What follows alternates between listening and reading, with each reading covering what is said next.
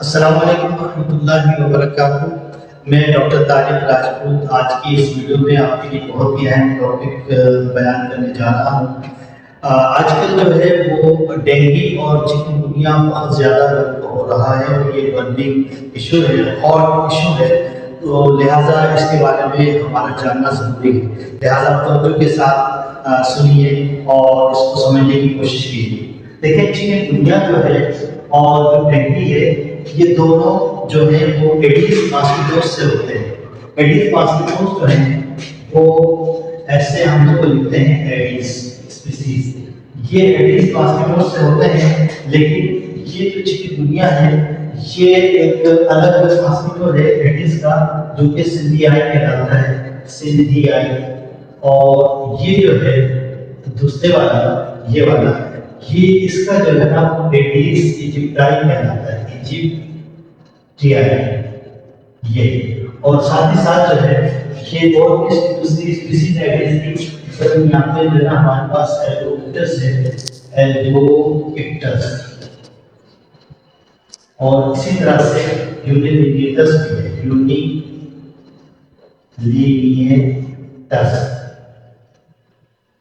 یہ تین قسم کے مچھر زیادہ مشہور ہیں، اور بھی اس کے علاوہ ہیں، جیسے کہ کیسپیس بھی موجود ہے ہمارے پاس، اس میں کیسپیس، یہ بھی جو ہے وہ ایڈیز کیسپیس کہلاتا ہے، کیسپیس سی۔ تو یہ جو ہے ایڈیز ایجپٹائی، ایڈیز ایلوکیپٹس، ایڈیز یونیلیگیٹس اور ایڈیز کیسپیس، ان کے ذریعے سے جو ہے نا وہ ڈینگی عام طور پر ہوتا ہے۔ اور یہ جو ایڈیز سندھیائی ہے، اس کے ذریعے سے جو ہے وہ چکن گنیا ہوتا ہے۔ اب بات یہ ہے کہ یہ ہاؤ اٹ ہیپنس، یعنی ڈینگی اور چکن گنیا کیسے ہوتا ہے، یہ تھوڑا سا آپ کو سمجھنا ہے۔ دیکھیے، یہ مچھر ہے ایڈیز سندھیائی اور ایڈیز ایجپٹائی، ایلوکیپٹس، یونیلیگیٹس اور ایڈیز کیسپیس، یہ مچھروں کی قسم ہے۔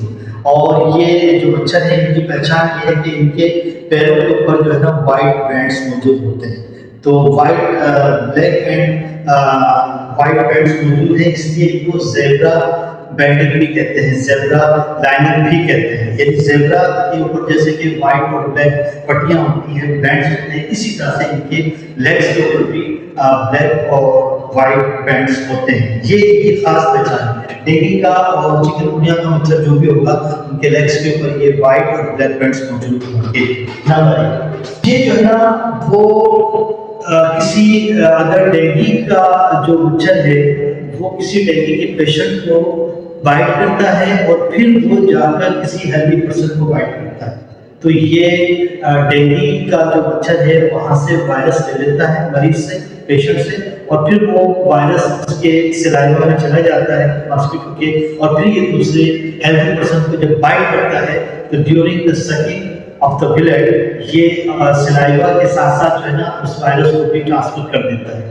ٹھیک، تو اس طرح سے جو ہے وہ ڈینگی کے پیشنٹ سے ڈینگی کا وائرس ایک ہیلدی پرسن میں شفٹ ہو جاتا ہے۔ اسی طرح سے جو چکن گنیا کا جو ماسکیٹو ہے، جو کہ ایڈیز سندھیائی ہے، اس کا جو ویکٹر ہے، تو وہ جب کسی چکن گنیا کے پیشنٹ کو بائٹ کرتا ہے، اس سے جو ہے وہ وائرس لے کر جا کے کسی ہیلدی پرسن کو جب بائٹ کرتا ہے تو یہ وائرس وہاں پر شفٹ ہو جاتا ہے، تو اس طرح سے جو ہے یہ پھیلتا ہے۔ اب مسئلہ یہ ہے کہ جو ہمارے پیشنٹس ہوتے ہیں چکن گنیا کے ہیں یا جو ڈینگی کے ہیں، تو ان کے اندر جو ہے یہ وائرس جب پہنچ جاتا ہے تو اب جو ہے یہ اسپریڈ کیسے ہو رہا ہے؟ اسپریڈ یہ مریضوں سے ہی ہو رہا ہے۔ اگر مریضوں کو ہم لوگ تھوڑا سا سیکیور کر لیں، آئسولیٹ کر لیں، اور دوسرے گھر والوں سے، دوسرے لوگوں سے تھوڑا سا سیپریٹ رکھیں اور نارمل ماسکیٹوز کو بائٹ نہ کرنے دیں، تو جو ہے نا اس کا اسپریڈ آسانی کے ساتھ رک سکتا ہے۔ اب جو ڈینگی ہے اس کے اندر جو ہے جو خاص نشانی آئسولیٹ ہو جاتی ہے، اور جو ہے نا وہ ریڈ ہوتا ہے، سر کا درد ہوتا ہے، اور پلیٹلیٹس کم ہونا شروع ہو جاتے ہیں، لیکن پلیٹلیٹس ظاہری طور پر تو نہیں بتا سکتے، چونکہ یہ تو آئی جی ایم ٹیسٹ ہوتا ہے ڈینگی کے لیے۔ اگر آئی جی ایم ٹیسٹ جو ہے نا ڈینگی کے لیے پازیٹیو ہوتا ہے تو اس کے پلیٹلیٹس جو ہے نا وقت گزرنے کے ساتھ ساتھ ڈکریز ہوتے ہیں، اور اگر آئی جی ایم ٹیسٹ نہیں کرایا جائے تو ڈینگی کے پیشنٹ میں جو پلیٹلیٹس ڈکریز ہوں گے وہ پتہ نہیں چلیں گے۔ اسی لیے جو ہے نا آئیڈیا ٹیسٹ کرانا ضروری ہوتا ہے. اور جبکہ جو چکن گنیا کے پیشنٹ ہوتے ہیں ان کے اندر جو ہے وہ جوائنٹ پین ہوتا ہے اور جوائنٹ سویلنگ ہوتی ہے. تو چکن گنیا کا جو فیور ہے اس میں جوائنٹ پین ہوتا ہے اور ساتھ میں جوائنٹ سویلنگ ہوتی ہے. تو وہ چکن گنیا کے لیے ہوگا. تو اب یہ بات سمجھنے کی ہے کہ جو بخار ہے وہ تینوں کیسز میں ہوتا ہے. یعنی ملیریا میں بھی بخار ہوتا ہے, ڈینگی میں بھی بخار ہوتا ہے, اور جو ہے وہ چکن گنیا کے مسئلے میں بھی بخار ہوتا ہے. اب مسئلہ یہ ہے کہ جناب کسی کے گھر میں کسی کو فیور ہو گیا, بخار ہو گیا, تو اب جو ہے کرنا کیا ہے کہ جناب ایک دم تو پتہ نہیں چلے گا کہ اس کو ملیریا کا فیور ہے یا اس کو ڈینگی کا فیور ہے یا اس کو جو ہے وہ چکن گنیا کا فیور ہے, کون سا فیور ہے. تو اگر کسی کو بخار ہو گیا ہے تو اب جو ہے نا ہمیں انیشیل اسٹیج میں کیا کرنا ہے. تو یہ دیکھیں جب بخار ہو جاتا ہے تو بخار کے دوران اگر منہ کا ذائقہ کڑوا ہے, if bitter taste, منہ کا ذائقہ اگر کڑوا ہے تو یہ انڈیکیشن ہوتی ہے کہ اس کو ملیریا کا بخار ہوا ہے. اور ملیریا جو ہے وہ ظاہر سی بات ہے کہ پلازموڈیم کی وجہ سے ہوتا ہے.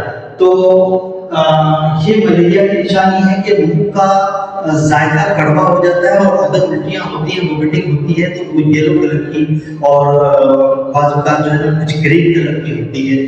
تو اس اعتبار سے جو ہے نا اس کو جو ہے وہ ملیریا ہوا ہے, اور ملیریا پلازموڈیم کی وجہ سے.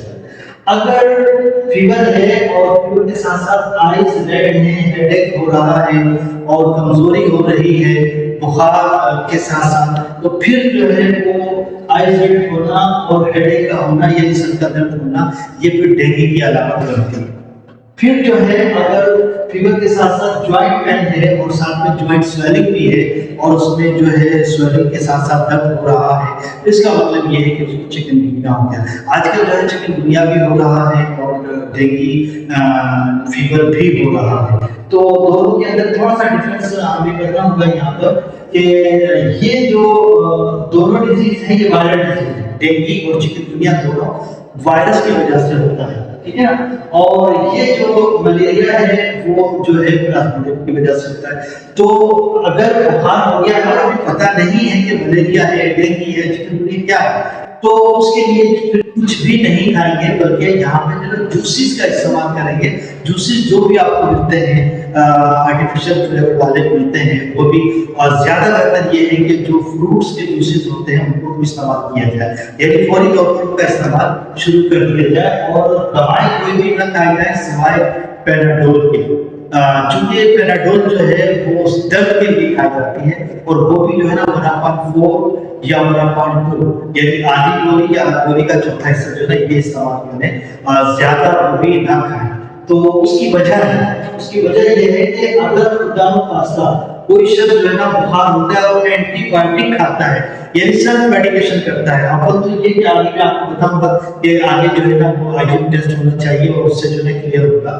لیکن یہاں پہ یہ سمجھیں کہ اگر کسی کو بخار ہے تو اپنے طور پہ اینٹی بایوٹک کوئی بھی نہ کھائے, اس لیے کہ اینٹی بایوٹک اگر کھائے اس نے اور اس کو ڈینگی یا چکن گنیا کا بخار ہوا, تو یہ وائرس کے لیے جو اینٹی بایوٹکس ہوتی ہیں یہ جو ہے نا ایز اے سپورٹ کام کرتی ہیں, ایز اے انرجی کام کرتی ہیں یعنی جو اینٹی بایوٹکس ہیں. لہٰذا وائرس کو فلورش ہونے میں اور مدد ملتی ہے. اس لیے جو ہے نا اگر کسی نے خدا نخواستہ بخار ہوا اور اس نے سمجھا ملیریا کا ہے اور اس کو صحیح کلینک نہ ہوا اور اس نے یہ جو ہے نا وہ جو ہے اینٹی بایوٹک کھائی, اس کے لیے بہت ہی نقصان دہ ہوگی.